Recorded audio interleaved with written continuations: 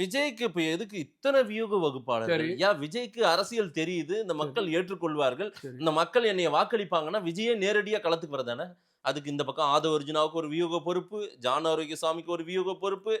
இன்னும் இதையெல்லாம் பத்தலன்னு பிரசாந்த் கிஷோர வேற கூட்டிட்டு வந்து கதை கேட்கறீங்க நீங்க. சார் அ போன வாரம் வரைக்கும் பிரசாந்த் கிஷோர் வரும்போது திமுகவுக்கு இனிச்சுதா? இன்னைக்கு விஜய் கிட்ட வந்தோனே கசக்குதா?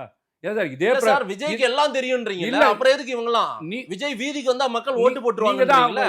அப்புறம் எதுக்கு இவ்வளவு வியூக தமிழ்நாட்டு காலத்துல வகுப்பாளர்கள்? 50 வருஷம் ஆட்சி பண்ணணும்னு சொல்லிட்டாங்களே. சார் விஜய் பிரசாந்த் கிஷோர் வந்து தானே உங்களுக்கு வந்து எல்லாமே சொல்லிக் குடுத்தாரு. எப்படி ஓடுறது, எப்படி நடக்கிறது, எப்படி டீ குடிக்கிறது, எப்படி பஸ்ல ஏறுறது, எப்படி இந்த பஸ்ல இருந்து இறங்குறது. அப்ப மட்டும் நீங்க வந்து நான் கேட்கிறேன் சார். இந்த கால இல்ல சார், விஜய்க்கு எல்லாமே மக்களா இருக்காங்க. சரி, மக்கள் அவரு பக்கம் சரி. இருக்காங்கன்னா, இவங்கலாம் தேவையில்லையே. எதுக்கு இத்தன சார் இந்த ஸ்ட்ராட்டஜிஸ்ட்? கால சூழல்ல ஒரு 10% அது தேவைப்படுது அது சார். கூட 3 ஸ்ட்ராட்டஜிஸ்டா?